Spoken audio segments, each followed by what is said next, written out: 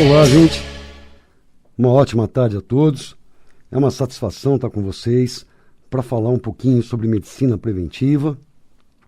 E realmente o que é medicina preventiva? A diferença entre medicina preventiva e diagnóstico precoce. A doença preventiva, a medicina preventiva, é aquela medicina praticada para que a doença não consiga se instalar em nosso organismo. Não é? E o diagnóstico precoce, a doença já se instalou e você simplesmente detectou isso mais precocemente. Então, o que é melhor? Não deixar aparecer ou pegar numa fase inicial da doença para tratar? Obviamente, é não deixar acontecer. E vocês aprenderam que não existe 1 milhão de causas diferentes para 1 milhão de doenças diferentes. Grande parte dessas doenças crônico-degenerativas, mais de 90% delas, é em decorrência da não observação de alguns fatores de risco que atuam ao longo da nossa vida, predispondo o nosso organismo para que ele esteja apto a que a doença se manifeste. E vocês aprenderam, então, que controlando o estresse oxidativo, o excesso de radicais livres, a toxicologia ambiental, aprendendo a fazer periodicamente detox, se nutrindo adequadamente e, com isso, corrigindo as proporções da nutrição, as carências nutricionais, modulando os hormônios, evitando a resistência à insulina, controlando a inflamação crônica silenciosa, hidratando muito bem as células e o tecido extracelular, a matriz extracelular. A mesma coisa em relação ao oxigênio. Quando vocês tomam consciência disso e passam a atuar nesse sentido, as doenças não encontram terreno para se manifestar. E é esse o objetivo desse projeto Manual do Proprietário. Tá ok? Como vocês sabem, o nosso meio de contato é o e-mail aqui da rádio, né? E eu queria que vocês anotassem, que é radiomundial@radiomundial.com.br. Repetindo, radiomundial@radiomundial.com.br. Então, escrevam seus e-mails para cá, aos cuidados do programa Manual do Proprietário, com sugestões de pauta, com dúvidas, e a nossa diretora de jornalismo, a Samira Chaine, prepara isso com muito carinho e me passa esse material, e assim eu torno o nosso programa muito mais interativo, muito mais do seu interesse, e a sua dúvida é de centenas de outros ouvintes. Então lembre-se disso. Hoje eu vou aqui responder alguns ouvintes, vou falar um pouquinho mais de prevenção, mas antes disso, estamos recebendo vários e-mails aqui na rádio perguntando a respeito da reedição do livro, né? Uma reedição do livro atualizada e revisada com uma nova capa por uma nova editora, que é a editora Alfabeto, e estão perguntando se encontra nas livrarias. Nas livrarias ainda não, provavelmente mais 2 semanas, mas já está tendo uma pré-venda através do site que eu vou falar para vocês agora. Tá? Isso é entregue para vocês em casa e nessa fase inicial não é cobrado esse frete. Então, para solicitarem o livro Manual do Proprietário, vocês entrem no site da Editora Alfabeto, tudo junto, .com.br. E ali vocês podem estar encomendando o seu Manual do Proprietário. Tá ok? Lembrando a vocês que no próximo semestre, mais para o final do ano, vocês vão ter um novo Manual do Proprietário, né, com bastante coisas novas para vocês estarem pondo aí no seu dia a dia, utilizando e assim intensificando e otimizando a sua prática de medicina preventiva. Mas esse livro agora, para quem não leu, eu acho muito importante dar uma olhadinha. Vocês conseguem pelo site da editoraalfabeto.com.br. Tá ok? Muito bem. Pessoal, uma outra coisa muito importante, vocês que estão sintonizando agora a nossa Mundial e não conhecem ainda o que é o projeto Manual do Proprietário, fica aqui uma dica muito importante. Tudo que eu venho falando ao longo desses quase 10 anos é gravado e é colocado para vocês no YouTube, né? O Jean coloca isso no YouTube e vocês podem estar acessando isso tranquilamente e vendo tudo que foi falado antes. Todos os vídeos têm títulos, comecem por que mais interessa para cada um de vocês, ouçam, reouçam, revejam, anotem, pesquisem e passem a utilizar, passem a informar as pessoas ao seu redor e você logo vai observar uma grande mudança em aspecto de saúde, do lado emocional e tudo mais, tá ok? Então, é simples, acessar o youtube.com, vai Dr. Edmond Saab Júnior e vocês podem clicar uma campanhazinha que tem ali, que cada vez que o Jean postar um novo vídeo, vocês vão ser avisados, tá ok? Então, é muito fácil se inscrever, youtube.com/Dr. Edmond Saab Júnior, tá ok? Eu tenho aqui uma pergunta da Andréia Freitas, ela fala assim, que ela adora o programa, enfim, e ela cria vários e vários gatos, acho que 11 gatos na casa dela. Todos são vacinados, castrados, e por causa disso ela usa muita água sanitária. E ela ouviu falar que o cloro tem vários efeitos prejudiciais, não é? E ela não pode deixar de usar a água sanitária, que é rica em cloro. O que ela poderia estar fazendo para se proteger? Olha, então essa dica é importante não para quem está se contaminando simplesmente de cloro, porque cloro, quem usa água sanitária ou não, está se contaminando através de piscinas, através da nossa água tratada com cloro, né? Nem sempre a filtração é ótima e retira todo o cloro, saunas, então tudo isso contamina a gente com cloro, mas também os outros metais tóxicos, né? Flúor, chumbo, mercúrio, alumínio, arsênico, cádmio, tudo isso é tóxico. Então, qual é uma grande dica para a gente estar minimizando o problema das intoxicações por esses metais todos? Primeiro, estar se hidratando muito bem. Segundo, ter uma atividade física para que você sue, né? Ou faça sauna seca, porque através do suor você elimina toxinas também. E a utilização de algas. As algas têm o poder de se ligar a metais tóxicos e eliminar do organismo. Uma boa dica para isso é a clorela. Então, comprar uma clorela de boa qualidade e passar a utilizar aí pelo menos 500 miligramas por dia ou meia grama por dia. Então você vai estar se protegendo dos efeitos desses metais tóxicos. Pelo menos diminuindo esses efeitos tóxicos, né? Tem uma pergunta aqui da Dorinha Buono. A Dorinha Buono fala o seguinte, que ela foi a um cardiologista, ele pediu um exame que chama ecodoppler de carótidas, e nesse ecodoppler de carótidas, que nada mais é do que um ultrassom dessas artérias que levam sangue do coração para o cérebro, apareceram obstruções leves, menores de 50%, assim que a gente classifica, que obstruem menos do que 50% da luz da artéria. Ela disse que falou em torno de 30% a 40%. E o médico prescreveu uma estatina para ela tomar, no caso a rosuvastatina, e disse que era para ela tomar para o resto da vida. E ela me pergunta o seguinte, será que pela alimentação eu não consigo melhorar isso? Bom, então, gente, nós vamos falar de aterosclerose como um processo geral.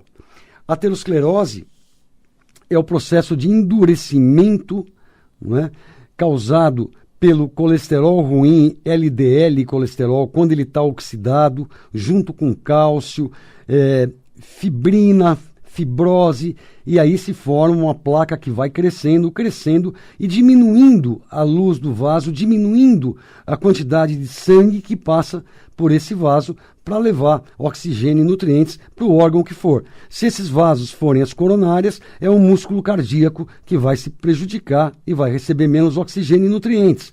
podendo manifestar angina, dor no peito ou até uma oclusão total do vaso, levando ao infarto. Quando são nessas artérias que levam o sangue para o cérebro, carótidas e vertebrais, a mesma coisa. Uma parte do cérebro passa a receber menos oxigênio, menos nutrientes, podendo chegar até ao acidente vascular cerebral ou derrame cerebral que vocês falam. Mas isso não é o que acontece com as pessoas que têm essa leve obstrução, essa aterosclerose inicial que ainda não tem nenhuma significância, nenhum significado em termos de estar levando ou não um fluxo de sangue adequado. Quando essas lesões são menores que 50%, o tratamento é simplesmente clínico. Não se faz angioplastia para dilatar essa artéria, não se coloca stent, não se faz bypass, cirurgia, nada disso. O tratamento é clínico. E na medicina convencional, o que se faz? Se preconiza simplesmente o uso de estatinas, né? Isso é um protocolo criado pela indústria farmacêutica, junto com algumas sociedades e especialidades médicas, e que você tem que manter o nível de colesterol muito baixo para que essas placas não evoluam. O que a gente tem observado é que isso aí é muito simplista, usar só a estatina. Não estou falando para ninguém deixar de usar a estatina, muito menos a Dorinha.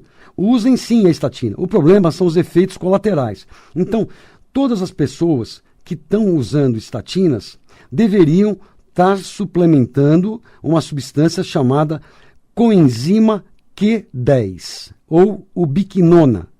Então, isso é muito importante. Se você não está agora podendo anotar, lembre-se que daqui 3 dias esse programa vai estar postado para você no YouTube, para você poder acessar, anotar isso tudo, pesquisar. Então, é muito importante para todas as pessoas que usam estatinas para controlar o colesterol, para essas placas de aterosclerose de endurecimento não evoluírem, deveriam estar suplementando também a coenzima Q10 ou ubiquinona. E a dose varia aí de 100 a 300 miligramas por dia, tá ok? Porque esse mesmo remédio, as estatinas, bloqueiam a produção do colesterol, mas bloqueiam também a produção dessa substância, da coenzima Q10 ou ubiquinona. E sem essa coenzima Q10 ou ubiquinona, o nosso corpo não consegue produzir ATP, adenosina trifosfato, a nossa moeda de energia. A molécula mais importante para a sobrevivência do nosso organismo é o ATP, adenosina trifosfato. Quando a coenzima Q10 está baixa pelo uso de estatina, você diminui a produção de ATP. Então, tem que suplementar ATP, a coenzima Q10, para poder fazer o ATP. Agora, como eu falei no começo, é muito simplista essa visão de estar simplesmente dando para os pacientes tomarem estatina para diminuir o colesterol. A outra coisa muito importante é observar que, às vezes, mesmo com pouco colesterol, se essa pessoa é muito oxidada, produz muito radical livre, esse colesterol ruim, mesmo em pequena quantidade oxidado, ele também participa da formação dessas placas de aterosclerose que obstruem. Então, uma coisa muito importante é estar associando antioxidantes. E quais seriam esses antioxidantes? A vitamina C, o ácido ascórbico, a vitamina E completa com as 8 partes dela, os 4 tocoferóis e os 4 tocotrienóis, alfa, beta, gama e delta. Então, quando procurarem por uma vitamina E, se certifiquem que vocês estão conseguindo a vitamina E com todas as suas 8 partes, e não só o alfa-acetato de tocoferol, que é uma parte só e não tem o efeito que a gente quer. Então é vitamina C, vitamina E com todas as partes, a vitamina A, o selênio, são muito importantes como antioxidantes, o ácido alfa-lipóico, essa própria coenzima Q10 que eu falei para vocês que deve ser suplementada, também tem ação antioxidante. Então, utilizar os antioxidantes para que o colesterol ruim não se oxide e não aumente a placa. A outra coisa muito importante para proteger o endotélio, a camada interna das artérias todas, prevenindo infartos, prevenindo derrames ou acidentes vasculares cerebrais, é você manter o seu nível de óxido nítrico elevado. Esse é um gás, é uma molécula sinalizadora que é produzida justamente nesse órgão, no endotélio, a parede que reveste todas as artérias, todos os vasos do corpo. E provavelmente é o maior órgão do nosso corpo. E começa a diminuir a produção desse gás muito precocemente em homens, por volta de 35 anos, mulheres a partir dos 40 anos, por causa de uma alimentação errada, por questão de falta de atividade física. Então, tem uma dica muito legal em relação a isso.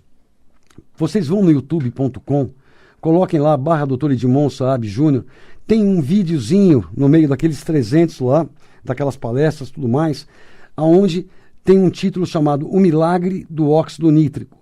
Então vejam aquele vídeo de 20 minutos para entender o que esse gás faz, como que vocês podem manter elevados níveis desse gás.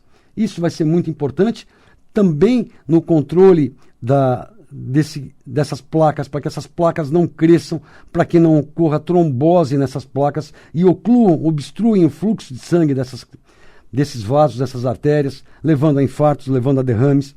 Então, veja só, não é só a estatina. Use a estatina que eles estão dando para vocês, se protejam contra o efeito danoso dela, suplementando com a enzima Q10, aumentem sua produção de óxido nítrico, conforme vocês vão ver nesse videozinho, O Milagre do Óxido Nítrico. Ali tem um suco que fala de substâncias que aumentam a produção desse gás. Não é? Isso vai ajudar vocês a controlarem a hipertensão arterial também. É muito importante a utilização de vitamina K2, na forma de MK7, numa dose que vai de 75 a 100 microgramas por dia. Não é?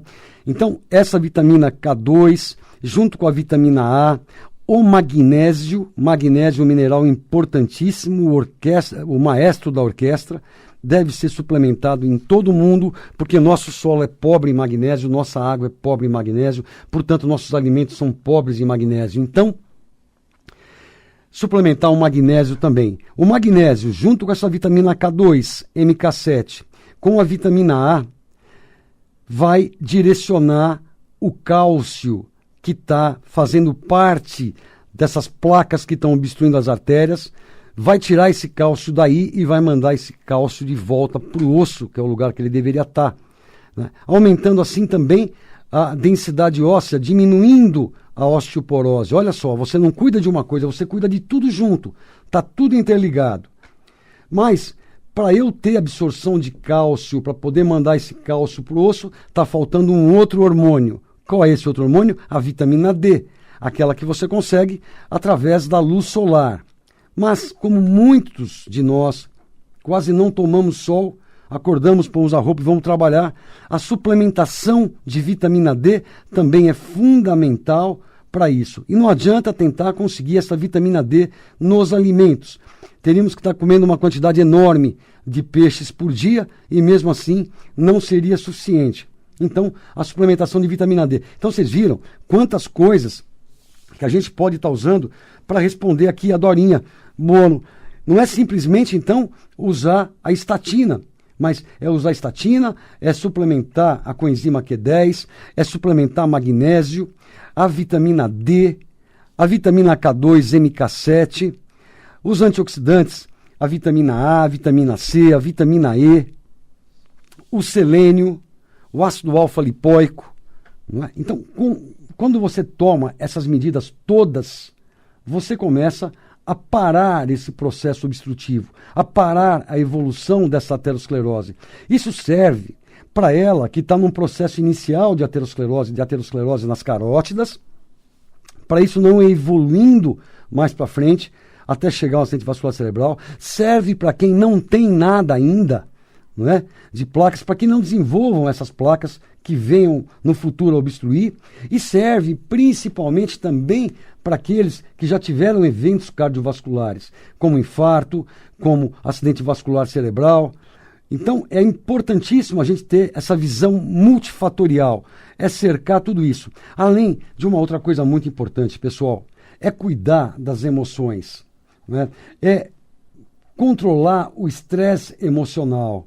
O estresse emocional, ele cursa com aumento de produção de cortisol, de adrenalina, que são substâncias... A adrenalina, ela é vasoconstritora, ela contrai os vasos, ela contrai, predispondo assim a formação também dessas placas que vão obstruindo. É muito raro vocês verem uma pessoa tranquila que vive lá, um pescador, ou uma pessoa que vive na roça, ouvindo os passarinhos, plantando, eles terem problemas de aterosclerose, de obstrução das artérias. Por quê? Porque eles têm um nível de estresse muito baixo. Então, controlar isso com atividade física, com hobbies, com férias periódicas, com meditação, Tai Chi Chuan, né?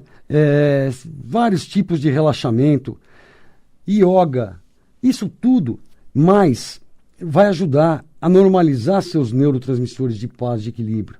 Né? Checarem se os seus neurotransmissores de paz e equilíbrio estão equilibrados com os excitatórios. Por exemplo, a serotonina, que é um transmissor de paz e equilíbrio, o GABA, que é de paz e equilíbrio, as endorfinas, né? Se elas estão numa proporção equivalente aos excitatórios, que é a adrenalina, a noradrenalina, a dopamina. Então, o que a gente observa no mundo de hoje é que as pessoas têm uma tendência de estarem com esse eixo muito desviado para os neurotransmissores excitatórios.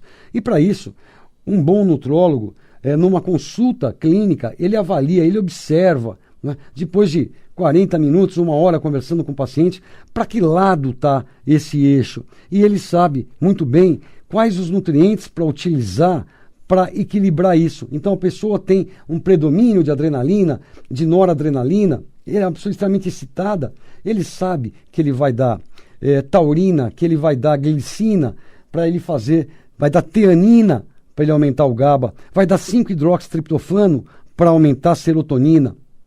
Então veja quantas coisas devem ser feitas, porque enquanto a gente usa só estatinas, a incidência de infarto e derrame no mundo não diminui em 1%, só continua aumentando. E nós já estamos usando essas drogas há mais de 3 décadas. Então chegou a hora de enxergarmos a medicina de uma maneira integrativa, holística, global. E assim a gente consegue, de fato, parar ou diminuir a velocidade de evolução dessas doenças crônico-degenerativas. Pessoal, então, uma dica muito importante. Tem o site do simpsaude.com, que eu vou soletrar para vocês verem a dieta do Simp, mais algumas dicas. Tem links para palestras, enfim. É simpsaude.com. Simp é C de centro, I integrada, M medicina, P preventiva, saúde junto. simpsaude.com, sem o BR. Acessem youtube.com.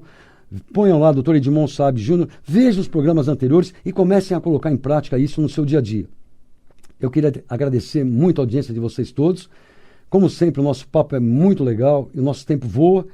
E prometo para vocês que terça-feira vamos estar juntos de novo. Super abraço, uma ótima semana. Até lá, gente. Tchau, tchau.